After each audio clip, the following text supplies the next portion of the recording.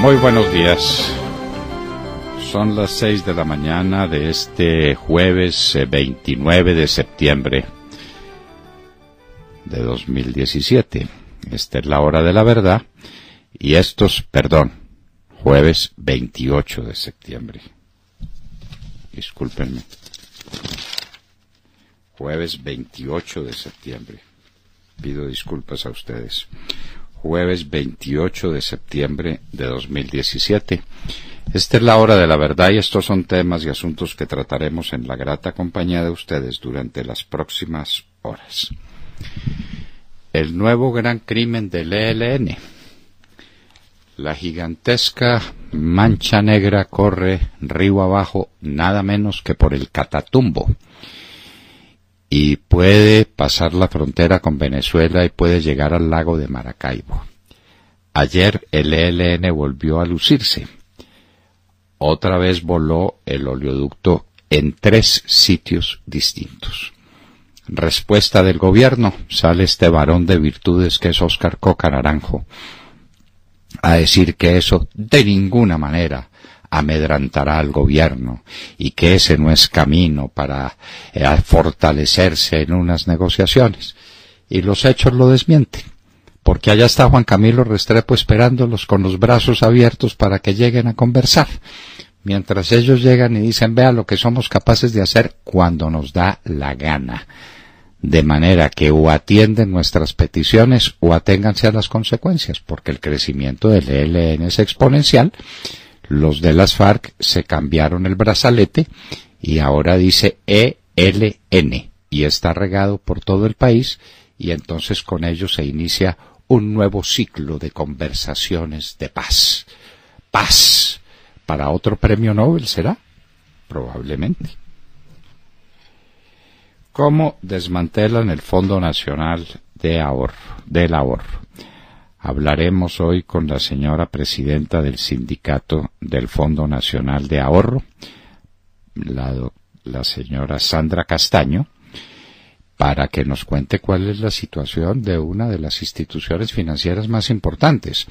Entonces, alguien dice con mucha genialidad que no están en peligro los ahorros depositados en el fondo.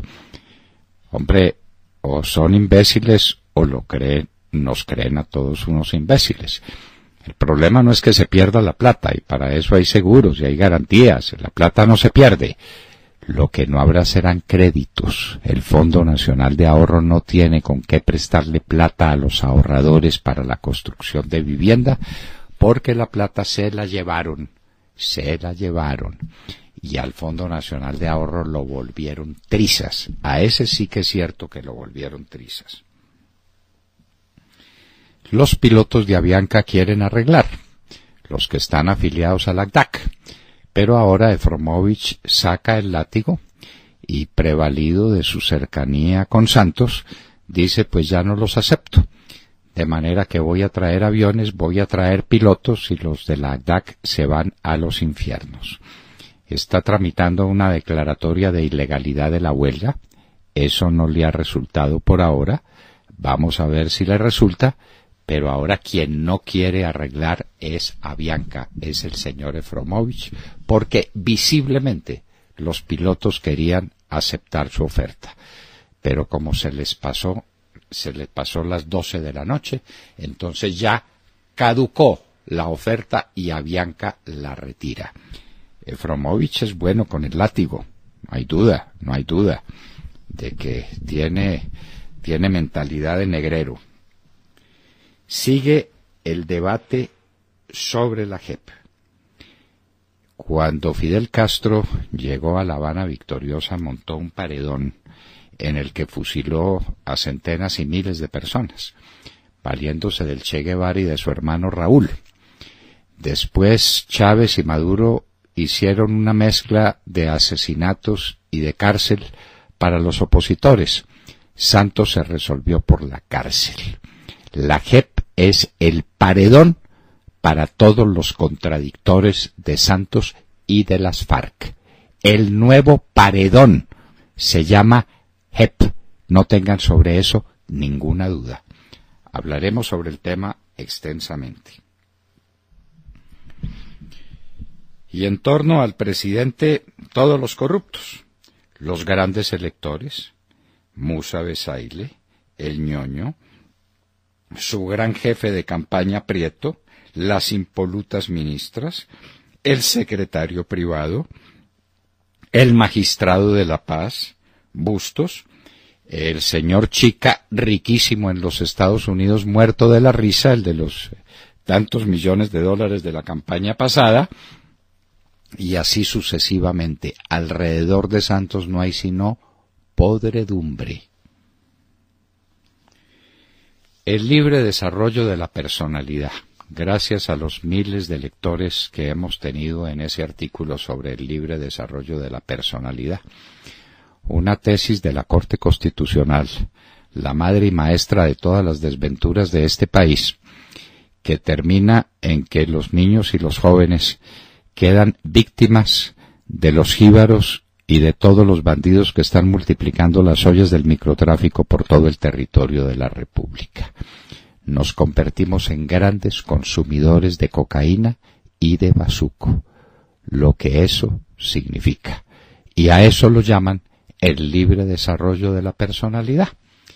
Y el libre desarrollo de la personalidad se expresa en unas dosis personales que nadie puede cuantificar. La policía no puede hacer nada. El narcotráfico en grande escala, dueño del país. Y el consumo se apoderó de todas las ciudades y los pueblos de Colombia, con unos daños infinitos para la sociedad colombiana que no somos capaces ni siquiera de describir, cuanto menos de enfrentar. Gustavo Malo, el magistrado de la Corte Suprema de Justicia que lleva 5 años haciendo diabluras y cometiendo conductas indebidas sin que los demás magistrados se dieran cuenta, porque ellos no se dan cuenta de lo que hacen los demás, ha pedido una licencia no remunerada de 2 meses para defenderse ante la comisión de acusaciones. ¿Qué proceso dura en la comisión de acusaciones 2 meses? Ninguno. Ninguno de ninguna manera, no hay ninguna posibilidad. ¿Qué va a hacer la Corte Suprema de Justicia con el magistrado Malo? ¿Le concede o no le concede la licencia? ¿Insiste o no insiste en que se tiene que ir? Ya lo veremos. La Corte Suprema de Justicia durísimamente cuestionada y con poderosas razones ante la opinión pública. ¿Dónde estaban los demás magistrados cuando estos Ricaurtes y Bustos y Malos hacían lo que hacían? ¿No se dieron cuenta de nada? ¿No vieron nada? ¿No aprobaron las ponencias que estos negociaban? ¿No se dieron cuenta de que los procesos se retrasaban sin ninguna consideración en las manos de estos magistrados? Vaya, vaya, qué manera tan linda de no darse cuenta de las cosas. Maya Villazón es dueño de la JEP. Este corrupto que fue procurador general de la Nación, comprando conciencias y voluntades y persiguiendo a sus enemigos, a los que se oponían a que se tomara lo que se tomó finalmente, que fue todo el Poder Judicial. Maya Villazón es el dueño del Poder Judicial y ahora es el dueño de la JEP. Ustedes habrán notado que la nueva presidenta de la Justicia Especial para la Paz es la señora Mirta Patricia Linares. Estuvo 8 años en la Procuraduría con Maya Villazón y salió para la Contraloría, donde acompaña a Maya Villazón y se propone para la Justicia Especial para la Paz. Y oh sorpresa, ella dice que eso fue una sorpresa inmensa. La eligen y la eligen presidenta. No hemos avanzado mucho. El corrupto Maya Villazón, el hermano de aquel que inclusive confesó pertenecer a grupos paramilitares y fue absuelto por Bustos. Las cosas que pasan. Y del otro hermano que tenía contratos de alimentación muy sonados por allá en el departamento del Cesar, y el que no ha explicado cómo son las cosas, las instalaciones del Festival Vallenato y del Parque de la Leyenda Vallenata. Ese es el sujeto dueño del Poder Judicial en Colombia y ahora dueño de la JEP. César Gaviria, director del Partido Liberal. No podrán decir ustedes que el partido no se renueva con sangre joven, con figuras nuevas, con estilo distinto. César Gaviria, ahora en el Partido Liberal. ¿Para dónde cogerá la doctora Vivian Morales? ¿Para dónde la doctora Sofía Gaviria? ¿Qué van a hacer los liberales que por liberales ya no tienen un lugar en el Partido Liberal? Cifras esperanzadoras, esto entre comillas, sobre aborto. Leíamos con verdadero estupor un escrito en el diario El Espectador, donde dicen que los colombianos en el 65% están de acuerdo con el aborto. No conocemos esa encuesta. Nos parecería la encuesta el resultado más lamentable de cuantos hayamos podido escuchar. Pero El Espectador agrega que hay entonces cifras esperanzadoras. Hay que matar más niños, señores. Los niños más indefensos, los que están en el vientre de la madre, hay que matarlos, porque eso es muy esperanzador para el diario El Espectador. Dios mío bendito. Los Cano, liberales y liberales de verdad, pero nunca asesinos, nunca. ¿Y si Norcorea explota la bomba de hidrógeno en el Pacífico? ¿Qué pasaría? Esa es la pregunta que todo el mundo se hace, y es lo que queda por ver, porque a Norcorea es el último intento, el último ensayo que le falta por hacer. Ya tiró todos los misiles que quería tirar, ya probó el alcance de ellos, ya tiene avanzado su programa nuclear que parece estar en sus puntos finales. Le falta tirar la bomba de hidrógeno en el Océano Pacífico. ¿Qué pasaría? Creo que nadie lo sabe. Los Estados Unidos avanzan en plan de paz para Israel y Palestina. Israel debe limitar colonias, dice Netanyahu. Parece que está removiendo el gran obstáculo para la paz con Palestina, que son las colonias de los judíos en territorios ocupados. Ojalá, pero todo indicaría que hay influencias muy serias de los Estados Unidos para conseguir la paz entre Israel y Palestina. En Afganistán, el Estado Islámico lanzó proyectiles de mortero sobre el aeropuerto donde había aterrizado poco tiempo antes el secretario Mattis de los Estados Unidos. Rusia destruye armas químicas que venían desde la Guerra Fría y acusa a los Estados Unidos de estar muy lento en ese proceso de desarme. La oposición venezolana abandona las conversaciones en República Dominicana. Pero ya para qué, ya el daño está hecho, ya al pueblo venezolano lo traicionaron, ya no hay oposición organizada, ya no hay nada. Venezuela es la imagen de la anarquía. Y la última noticia es que les quedaba combustible, gasolina para un día. Y que si no se produce, pues un milagro se tendrá que producir, porque las máquinas no empiezan a funcionar porque sí. Y lo que hay es un enorme deterioro en los equipos productores de gasolina, de refinación. Si en un día no se solucionan las cosas por algún medio milagroso, Venezuela se queda literalmente sin combustible. El socialismo del siglo XXI en plena marcha. Y hoy en la historia es el 28 de septiembre, por eso nuestra equivocación fue tan grave, Día de la Independencia de México. La celebran cuando Iturbide, al mando del ejército trigarante, de las 3 garantías básicas esenciales de las que hablaremos en la hora de la verdad, llega a México y declara la independencia de México con respecto a España y anuncia una nueva constitución política. Los enfrentamientos durísimos entre los mexicanos a lo largo de un siglo entero van a empezar un 28 de septiembre, como un día como hoy, en el año de 1821, cuando Iturbide, antes de convertirse en emperador, claro que sí, porque México tuvo emperador. México y Brasil son los países de América que han tenido emperador. Cuando Iturbide penetra en la Ciudad de México. De todo esto y de mucho más hablaremos con ustedes en las próximas horas, en la hora de la verdad. Muy buenos días. Continúa el malestar en muchos sectores por la elección de los magistrados de la llamada Justicia Especial para la Paz, que es un tribunal creado a raíz del proceso de paz con las FARC para juzgar a quienes hayan cometido delitos graves en el transcurso del conflicto armado. Y ahí el problema, ¿no? Porque dentro del llamado supuesto conflicto armado puede caber todo o puede caber nada y podría servir, como muchos aseguran, como una herramienta de revancha política contra ciertos sectores, como es el sector uribista.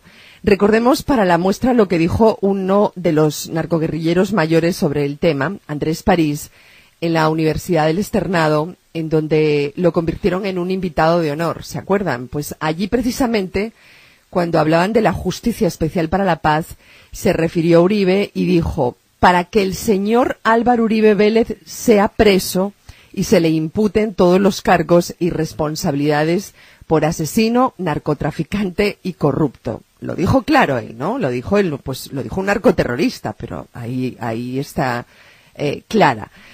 Por otro lado, ayer ya hablamos de la formación de ese tribunal y de las gigantescas dudas que producen la mayoría de sus magistrados. Muchos fueron contratistas del gobierno, otros fueron defensores de guerrilleros y trabajaron con organizaciones de izquierda. La presidenta del tribunal, usted también lo acaba de decir, es cuota del contralor Maya Villazón. En fin, no es un pecado la tendencia política, ni mucho menos, pero sí llama la atención la falta de equilibrio, ¿no? Y la politización descarada de un órgano tan importante como la JEP, que es una especie de suprajusticia, ¿no? Esto está por encima de la justicia, de lo poderosa que es, y está en manos de políticos tradicionales. Por ahora sabemos que un grupo de personas en el Centro Democrático pretenden convocar un referendo derogatorio de los actos legislativos que crearon la Justicia Especial para la Paz. Se pretende recoger el 5% del censo electoral y hoy jueves, hoy a las 10 de la mañana, estarán Paloma Valencio, Paola Holguín y Álvaro Hernán Prada frente a la Registraduría Nacional en la calle 26, Bogotá. En definitiva, mucha intranquilidad, mucho descontento, con un tribunal que tendrá todo el poder del mundo y que puede convertirse en una forma de revancha. Una forma de revancha es el paredón, Montserrat, pero no solamente es para los delitos que se hayan cometido. Eso está previsto también para los que ellos llaman los enemigos de la paz. Es decir, quienes nos hemos opuesto y nos seguiremos oponiendo a que le entreguen el país a unos bandidos, narcotraficantes, asesinos, voladores de oleoductos, entonces tenemos que pagarlo. Y lo vamos a pagar con cárcel. Ya lo dijimos al principio, Fidel Castro tuvo paredón, Chávez y Maduro han tenido una mezcla de asesinatos selectivos y de cárcel, y Santos y Timochenko escogieron el camino de un tribunal especial para ellos, del cual son dueños y que tiene por objetivo acabar con más del 75% de la sociedad colombiana. Bueno, eso lo han hecho los comunistas siempre y en todas partes. La gente dice, pero ¿cómo pueden con tanta gente? ¿Cómo han podido? ¿Cómo han podido siempre? A través de los asesinatos, a través de los juicios. Usted que es especialista en historia de Europa en la segunda mitad del siglo XX, recordará lo que eran los juicios selectivos en Checoslovaquia, en Hungría, en Alemania Federal, en la Alemania que llaman democrática, o Alemania Oriental, juicios selectivos. Y Stalin, desde luego, pues Stalin era el dueño, el amo y señor de los juicios selectivos. Entonces, esto pues no es nuevo, esto tiene casi un siglo de vigencia, y porque Stalin empezó sus purgas por los años 30, de manera que llevamos 80 o 90 años de esta historia y Santos la revivió con la JEP. La JEP es un tribunal de fusilamiento moral, político, real de la oposición a las FARC. Esa es la verdad. William Calderón. Doctor Londoño, buenos días Colombia, gracias por invitarnos a sus hogares y a los vehículos. Hoy es jueves 28 de septiembre del año 17. Faltan 313 días para que termine el más corrupto de los gobiernos de la historia de Colombia. Mientras la mancha de crudo por el ataque de los helenos, camaradas del presidente de las FARC, presidente bolivariano de Colombia, se aproxima a Venezuela, su estela nociva ha anegado 2.140 hectáreas de cultivos en Teorama, El Tarra y Tibú. ¿Cuántas hectáreas dijo usted? 2.140 hectáreas. Sí. Esa es la cifra que dieron ayer. La huella del desastre ambiental que desató el vertimiento de crudo en el río Catatumbo tras otro ataque al oleoducto Caño Limón Coveñas, perpetrado el martes y repetido ayer miércoles en Toledo y El Carmen por el ELN, tiene en ascuas a las autoridades de Colombia y Venezuela, que adelantan labores de vigilancia y monitoreo para evitar la contaminación, óigase bien, del fluido en las aguas del lago Maracaibo, en el territorio del vecino país. Un reporte preliminar de la Corporación Autónoma Regional de la Frontera Nororiental, Corponor, reveló que el crudo ha recorrido 107 kilómetros, equivalente a la distancia por tierra de Bogotá hasta el municipio de Guaduas, Cundinamarca, y su recorrido nocivo ha anegado cultivos de yuca, maíz, plátano y cacao de los municipios que acabamos de mencionar. Esta situación se podría tornar en una emergencia binacional. Por eso hay que emplear acciones de control adecuadas, hablando del río Catatumbo. Según Ecopetrol, en lo corrido del año 2017 se han registrado más de 45 atentados contra el oleoducto en los departamentos de Arauca, Norte de Santander, Boyacá y Cesar. Doctor Londoño, y el vicepresidente Óscar Coca Naranjo hablando babosadas, y Juan Camilo Restrepo ahí, dizque hablando de paz, con el ELN, y el sátrapa Juanpa, ni una palabra. ¿Listo para otro premio Nobel de Paz? No, esto sí. Él dirá, si me dieron uno por hacer lo que hice con las FARC, pues me van a dar otro con el ELN. Claro. Esto es el peor ataque contra el ecosistema en la historia del mundo. El peor. Y usted dio datos, pero datos de ayer. Nos preguntamos dónde va la mancha. Debe estar muy próxima a la frontera con Venezuela, y de la frontera con Venezuela seguirá para el lago de Maracaibo. De ese tamaño es la tragedia que se nos vino encima con el ELN, a quien está esperando el doctor Juan Camilo Restrepo para darnos un abrazo de bienvenida y para discutir la nueva paz de Colombia, que empezará por donde terminaron las FARC. Eso es obvio, es la cláusula de la nación menos favorecida. Ellos dirán, bueno, muy bien, lo que les dieron a las FARC ya está establecido. Ahora, ¿qué me van a dar a mí de aquí en adelante? Así van a ser las cosas. Vanessa Araujo. Doctor Fernando, compañeros de la mesa y queridos oyentes, muy buenos días. El movimiento independentista catalán irá con todo para intentar lograr su objetivo. A pesar de que el gobierno de Mariano Rajoy ha dicho una y otra vez que el referendo que intentan realizar este domingo es inconstitucional, no se ha logrado parar la iniciativa de la coalición independentista.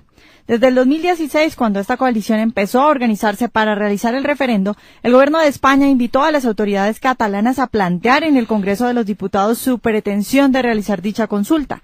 Sin embargo, los líderes independentistas no han aceptado dialogar y el presidente de la región, Carles Puigdemont, se ha negado a explicar sus planes en el Congreso de los Diputados.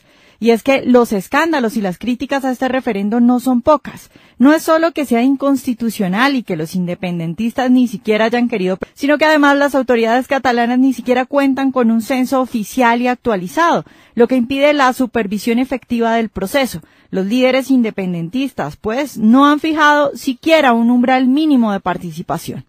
Respecto a la coalición que impulsa la independencia, hay que recordar que 2 de los 3 partidos que respaldan el referendo, ERC y CUP, son de izquierda radical, mientras que la otra formación que apoya la consulta, el PDE, sufre un hondo desprestigio a raíz de gravísimos escándalos de corrupción que han salido a la luz y están siendo investigados en este momento por la justicia. Si bien este partido es izquierda y se podría definir como centro-derecha, para nadie en España es un secreto que el movimiento independentista, por el arrastre de los otros 2 partidos que lo conforman, que son los fuertes, es una coalición socialista y nacionalista. Tanto así que ayer ETA salió en un video a apoyar la independencia de Cataluña. Y es que uno apoya a los amigos y se junta con la gente con la que comparte ideas. Desde el campo económico, la independencia de Cataluña sería un suicidio, más si se considera que su plan de gobierno es de izquierda.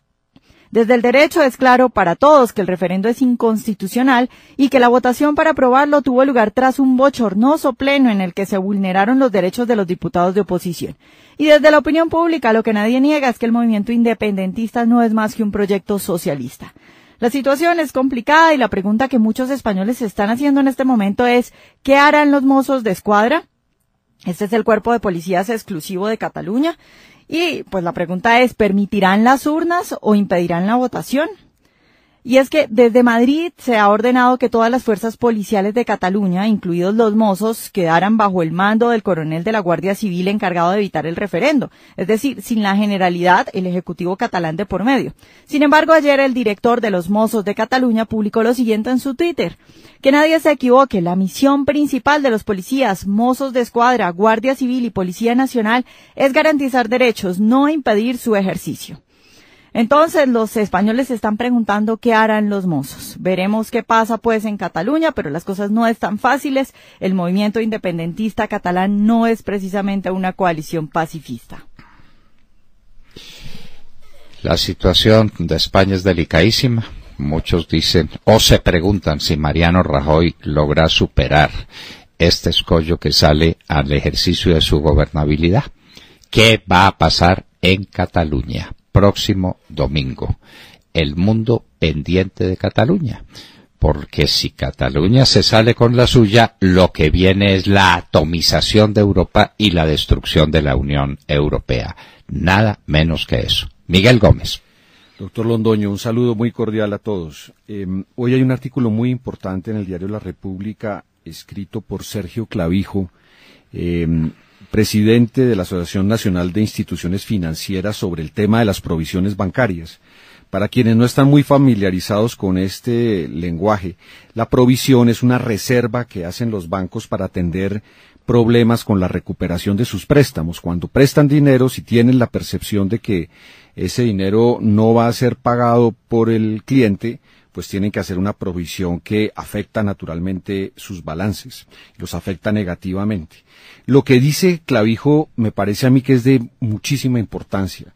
Dice que estadísticamente la cartera de los bancos tiene hoy un nivel de provisiones del 4.3%, y que esas provisiones son las provisiones ordinarias, las que hay que hacer siguiendo las normas legales, pero que los bancos, conociendo el deterioro que tienen en su cartera, han hecho castigos voluntarios, o sea, provisiones adicionales que aumentan la cartera al 8.5. O sea que lo que vemos en las estadísticas de la Superintendencia Financiera es 4.3, pero que los bancos voluntariamente y porque saben que tienen problemas con su cartera, prácticamente han duplicado el valor de los castigos llevándolos a 8.5.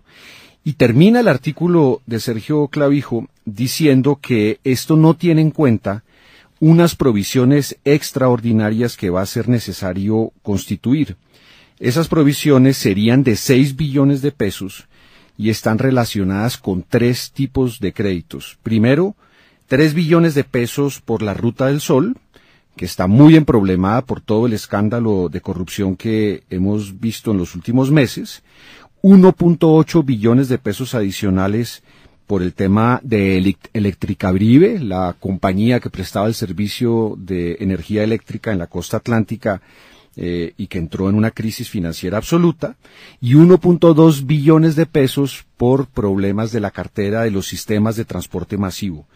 Total, si sumamos las provisiones ordinarias, las extraordinarias y las provisiones voluntarias que están haciendo los bancos, según Sergio Clavijo, el total de provisiones llegaría casi al 11%, que es superior al valor del 10% que tuvo el sistema financiero en el año 2009, puro después de la crisis financiera internacional del año 2008. Cuando vino la crisis financiera internacional, el sistema financiero tambaleó y eso afectó a todos los países del mundo, incluido Colombia, y en ese momento llegamos a un nivel de provisiones del 10% de la cartera, y hoy en día, según Sergio Clavijo, y teniendo en cuenta todos esos elementos adicionales, estaríamos en el 11% de provisión de cartera. Este es un artículo muy importante, porque es una radiografía hecha por un experto, por una persona además que está muy vinculada al sector financiero, sobre cuál es la realidad del problema de pagos de la economía colombiana y cómo se está afectando muchísimo la salud del sistema financiero por efecto del bajo crecimiento económico y de los problemas en general que tiene la economía colombiana en sus múltiples desequilibrios. Este es un artículo que realmente vale la pena leer y analizar con cuidado, porque no puede pasar desapercibido por quienes les interesa el tema de la salud de la economía colombiana.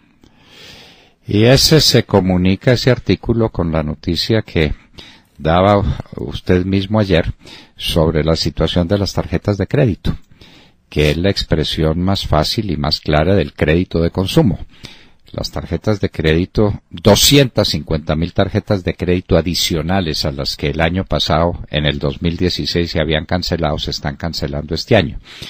Y la situación del endeudamiento es un endeudamiento terrible, los avances están a la orden del día, y la gente por esa vía consigue dinero prestado más o menos al 32% anual. ¿Quién paga eso? Eso no lo paga nadie. Doctor Londoño, nos vamos. Le ¿Sí? dejo un puntico adicional del artículo de Clavijo que tiene que ver con lo que usted acaba de mencionar. Dice Clavijo que si uno suma la cartera de consumo y la cartera hipotecaria de las personas naturales, esta representa el 40% del ingreso disponible de los hogares. O sea que la gente está destinando el 40% de su ingreso disponible, que es el ingreso que le queda después de pagar impuestos, para atender el costo del endeudamiento, y él dice que eso es un nivel demasiado alto. Demasiado alto, eso es impagable. Demar Córdoba. Doctor Fernando, muy buenos días, compañeros de la mesa y oyentes de la Hora de la Verdad. La aprobación de ese adefesio jurídico llamado Ley Estatutaria para la JEP, que fija los parámetros de funcionamiento de la Justicia Especial para la Paz, mecanismo de presunta justicia, que fue diseñado por las FARC y el gobierno Santos para perseguir a los que se opongan a su paz, pasa para fortuna de nuestro país por serias dificultades en el Congreso de la República.